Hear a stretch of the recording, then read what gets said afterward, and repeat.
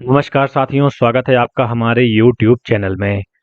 आप छत्तीसगढ़ की किस जगह से हमारे समाचार सुन रहे हैं, कृपया कमेंट बॉक्स में लिखकर हमें जरूर बताएं। साथ ही हमारे चैनल को सब्सक्राइब करना ना भूलें। रायपुर से प्रस्तुत हैं छत्तीसगढ़ के प्रादेशिक समाचार। समाचारों के साथ मैं विपिन शुक्ला। पहले मुख्य समाचार।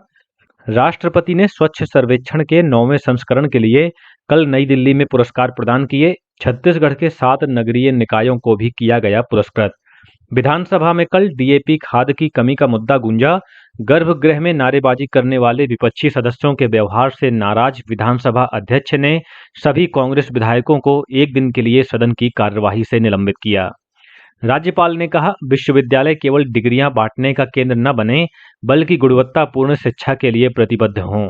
और आज प्रदेश के उत्तरी क्षेत्रों के कुछ स्थानों पर हो सकती है भारी वर्षा। अब समाचार विस्तार से। राष्ट्रपति द्रौपदी मुर्मू ने स्वच्छ सर्वेक्षण के 9वें संस्करण के पुरस्कार कल नई दिल्ली में आयोजित एक समारोह में प्रदान किए। इस अवसर पर राष्ट्रपति ने इस बात पर प्रकाश डाला कि स्वच्छता विकसित भारत 2047 के दृष्टिकोण का एक सबसे महत्वपूर्ण पहलू है। उन्होंने देशवासियों से देश को स्वच्छ, स्वस्थ और विकसित बनाने के लिए आगे आने का आग्रह किया। समारोह में राष्ट्रपति ने स्वच्छता सर्वेक्षण में उत्कृष्ट प्रदर्शन करने वाले छत्तीसगढ़ के 7 नगरीय निकायों को भी पुरस्कृत किया। नगरीय प्रशासन मंत्री अरुण साव, संबंधित निकायों के महापौर, अध्यक्षों और अधिकारियों ने ये पुरस्कार ग्रहण किए। 20,000 से कम आबादी वाले शहरों में बिल्हा नगर पंचायत को देश के सबसे स्वच्छ शहर के रूप में राष्ट्रीय पुरस्कार से नवाजा गया। वहीं 3 लाख से 10 लाख जनसंख्या श्रेणी में बिलासपुर नगर निगम को देश का दूसरा और 25 से 50,000 की आबादी वाले शहरों में कुम्हारी नगर पालिका को देश का तीसरा सबसे साफ शहर घोषित किया गया है। इसके अलावा स्वच्छता सुपर लीग में अंबिकापुर नगर निगम, पाटन और विश्रामपुर नगर पंचायत ने भी जगह बनाई है। ये सम्मान उन शहरों को दिया गया जो पिछले 3 वर्षों में कम से कम एक बार शीर्ष 3 में रहे हैं और वर्तमान में शीर्ष 20 शहरों में शामिल हैं। वहीं रायपुर को छत्तीसगढ़ के प्रॉमिसिंग स्वच्छ शहर का पुरस्कार मिला है। मुख्यमंत्री विष्णुदेव साय ने सभी विजेता नगरीय निकायों को बधाई देते हुए कहा कि ये उपलब्धि राज्य के लिए गर्व का क्षण है। उन्होंने इन शहरों में स्वच्छता के प्रति नागरिकों, स्थानीय निकायों और प्रशासन के सामूहिक प्रयासों की सराहना की और कहा कि ये पुरस्कार राज्य के अन्य शहरों को भी अपने शहर को सुंदर और स्वच्छ बनाने के लिए प्रेरित करेंगे। वहीं उप मुख्यमंत्री अरुण साव ने कहा कि छत्तीसगढ़ ने स्वच्छता परमो धर्मः के ध्येय वाक्य को चरितार्थ किया है। उन्होंने कहा कि राष्ट्रीय स्तर पर छत्तीसगढ़ के निकायों को जो सम्मान मिल रहा है वो प्रधानमंत्री नरेंद्र मोदी के कुशल मार्गदर्शन, मुख्यमंत्री के सुशासन, प्रदेशवासियों के सहयोग और अधिकारियों कर्मचारियों के समर्पण तथा परिश्रम का परिणाम है। केंद्र सरकार 10 लाख नागरिकों को निःशुल्क आर्टिफिशियल इंटेलिजेंस प्रशिक्षण प्रदान करेगी। इसमें ग्राम स्तर के उद्यमियों को प्राथमिकता दी जाएगी। इलेक्ट्रॉनिक्स और सूचना प्रौद्योगिकी मंत्री अश्विनी वैष्णव ने डिजिटल इंडिया के 10 वर्ष पूरे होने के उपलक्ष्य में नई दिल्ली में आयोजित जन सेवा केंद्र दिवस कार्यक्रम में इसकी घोषणा की। मुख्यमंत्री विष्णुदेव साय ने कल रायपुर स्थित अपने निवास कार्यालय से स्वास्थ्य अमले के लिए 151 वाहनों को हरी झंडी दिखाकर विभिन्न जिलों के लिए रवाना किया। इस अवसर पर उन्होंने कहा कि इन वाहनों के माध्यम से बस्तर और सरगुजा क्षेत्र के सुदूर अंचलों में भी लोगों को समय पर उपचार मिल सकेगा। श्री साय ने बताया कि पहले चरण में बस्तर और सरगुजा संभाग के 12 जिलों में ये वाहन भेजे जा रहे हैं। उन्होंने कहा कि जल्द ही प्रदेश में 851 नए एम्बुलेंस वाहन प्रदान किए जाएंगे।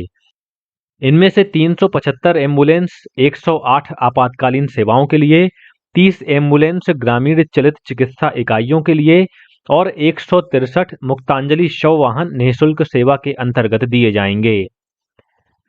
राज्यपाल रमेन डेका ने कहा है कि विश्वविद्यालय केवल डिग्रियां बांटने का केंद्र न बने, बल्कि गुणवत्तापूर्ण शिक्षा के लिए प्रतिबद्ध हों। उन्होंने कहा कि यदि विश्वविद्यालय गुणवत्ता के मापदंडों पर खरे नहीं उतरते तो उन्हें बंद करने की कार्यवाही की जाएगी। श्री डेका ने कल राजभवन में प्रदेश के सभी निजी विश्वविद्यालयों के कुलपतियों की समीक्षा बैठक ली। बैठक में राज्यपाल ने कहा कि विश्वविद्यालय अनुदान आयोग के मापदंडों और नियमों का सख्ती से पालन किया जाए। छत्तीसगढ़ विधानसभा के मानसून सत्र के चौथे दिन कल प्रश्नकाल में विपक्षी सदस्यों ने प्रदेश में डीएपी खाद की कमी का मुद्दा उठाया। कांग्रेस विधायक उमेश पटेल ने जानना चाहा कि सोसाइटियों और व्यापारियों को कितना डीएपी खाद उपलब्ध कराया गया है। जवाब में कृषि मंत्री रामविचार नेताम ने बताया कि 20 जुलाई तक 18,850 मीट्रिक टन खाद राज्य को मिलने वाला है, जिसमें एनपीके और डीएपी खाद भी शामिल हैं। उन्होंने कहा कि जहां भी डीएपी खाद की कमी थी, वहां पर वैकल्पिक खाद का वितरण किया जा रहा है। उन्होंने कहा कि राज्य सरकार केंद्र सरकार से लगातार संपर्क में है और प्रदेश में किसी तरह की खाद की कमी न हो, इस पर नजर रखी जा रही है। कृषि मंत्री के जवाब से असंतुष्ट विपक्षी दल के सदस्यों ने सदन में हंगामा शुरू कर दिया। इसके बाद विधानसभा अध्यक्ष डॉक्टर रमन सिंह ने पहले सदन की कार्यवाही 5 मिनट के लिए स्थगित कर दी। दोबारा जब सदन की कार्यवाही शुरू हुई तो विपक्षी सदस्य नारेबाजी करते हुए गर्भगृह में चले गए। विपक्षी सदस्यों के व्यवहार से नाराज विधानसभा अध्यक्ष ने सभी विधायकों को एक दिन के लिए सदन की कार्यवाही से निलंबित कर दिया। उन्होंने कहा कि प्रश्नकाल बाधित करना बहुत ही गलत परंपरा है। आज जो कुछ हुआ है वह वर्षों के इतिहास में कभी नहीं हुआ है। सदन में कल भाजपा विधायक धर्मलाल कौशिक ने ध्यानाकर्षण के माध्यम से राज्य के विभिन्न जिलों में भारतमाला परियोजना के तहत भूमि अधिग्रहण में अनियमितताओं का मुद्दा उठाया। उन्होंने इस मामले की जांच केंद्रीय जांच ब्यूरो सीबीआई से कराने की मांग की। इस पर राजस्व मंत्री टंकराम वर्मा ने स्वीकार किया कि भारतमाला परियोजना के तहत निजी भूमि अधिग्रहण में अनियमितताएं हुई हैं। उन्होंने कहा कि इस मामले की जांच 5 संभागीय आयुक्तों की अध्यक्षता वाली समितियों द्वारा की जा रही है। इसके अलावा राज्य आर्थिक अपराध शाखा ईओडब्ल्यू भी भारतमाला परियोजना के कार्यान्वयन में कथित भ्रष्टाचार की जांच कर रही है। मध्य भारत क्षेत्र के general officer commanding lieutenant general PS Shekhawat ने कल रायपुर में मुख्यमंत्री विष्णुदेव साय से भेंट की। इस अवसर पर आंतरिक सुरक्षा, आपदा प्रबंधन और सैन्य कर्मियों तथा पूर्व सैनिकों के कल्याण जैसे महत्वपूर्ण विषयों पर चर्चा हुई। लेफ्टिनेंट जनरल शेखावत ने मुख्यमंत्री को नागरिक प्रशासन के साथ सेना द्वारा किए जा रहे प्रयासों की जानकारी दी। बैठक के दौरान अग्निवीरों की भर्ती और सेवा के बाद पुनर्वास के लिए राज्य और केंद्र सरकार की योजनाओं का लाभ दिलाने पर भी चर्चा हुई। छत्तीसगढ़ विधानसभा परिसर में उत्कृष्टता अलंकरण समारोह का आयोजन किया गया। इस कार्यक्रम के मुख्य अतिथि राज्यपाल रमेश डेका थे। वहीं विधानसभा अध्यक्ष डॉक्टर रमन सिंह ने समारोह की अध्यक्षता की। उत्कृष्टता अलंकरण समारोह में वर्ष 2024 के लिए भावना वोहरा और लखेश्वर बघेल को उत्कृष्ट विधायक के रूप में सम्मानित किया गया। वहीं उत्कृष्ट संसदीय रिपोर्टिंग के लिए प्रिंट मीडिया के संवाददाता doctor Rakesh Kumar Pandey, electronic media के पत्रकार योगेश मिश्रा तथा इलेक्ट्रॉनिक मीडिया के कैमरामैन विश्व प्रकाश पुरेना को सम्मानित किया गया। एंटी करप्शन ब्यूरो ने कल कोरबा और जांजगीर चांपा जिलों में कार्रवाई कर 2 लोगों को रिश्वत लेते हुए रंगे हाथों गिरफ्तार किया है। कोरबा जिले की माध्यमिक शाला बेला में पदस्थ विनोद कुमार शांडे को 2 लाख रुपए की रिश्वत लेते हुए पकड़ा गया। इन पर आरोप है कि इसने एक शिक्षक का स्थानांतरण कराने के लिए ये रिश्वत मांगी थी।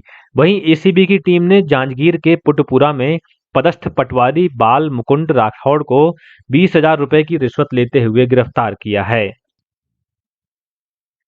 17वीं सब जूनियर छत्तीसगढ़ राज्य मुक्केबाजी प्रतियोगिता में भिलाई इस्पात संयंत्र की सब जूनियर टीम ने शानदार प्रदर्शन करते हुए 19 पॉइंट्स के साथ विजेता ट्रॉफी पर कब्जा जमाया है।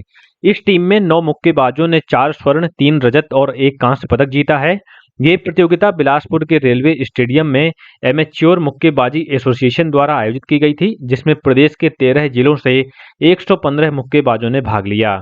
इस प्रतियोगिता में 11 पॉइंट्स के साथ रायपुर की टीम उपविजेता रही। उधर ताइवान में 12 से 15 जुलाई तक आयोजित की गई अंतर्राष्ट्रीय एशियन कैडेट चैंपियनशिप में छत्तीसगढ़ के कोंडागांव जिले की रंजीता कोरेटी ने स्वर्ण पदक हासिल किया। और अब पेश है मौसम का हाल। मौसम विभाग ने आज प्रदेश में अनेक स्थानों पर हल्की से मध्यम वर्षा होने अथवा गरज चमक के साथ छींटे पड़ने की संभावना जताई है। वहीं 1-2 स्थानों पर आकाशीय बिजली गिरने और भारी बारिश होने की चेतावनी भी दी है। भारी वर्षा मुख्य रूप से उत्तर पूर्व मध्य प्रदेश से लगे जिलों में संभावित है। इसी के साथ रायपुर से प्रसारित छत्तीसगढ़ के प्रादेशिक समाचारों का ये बुलेटिन समाप्त हुआ। नमस्कार।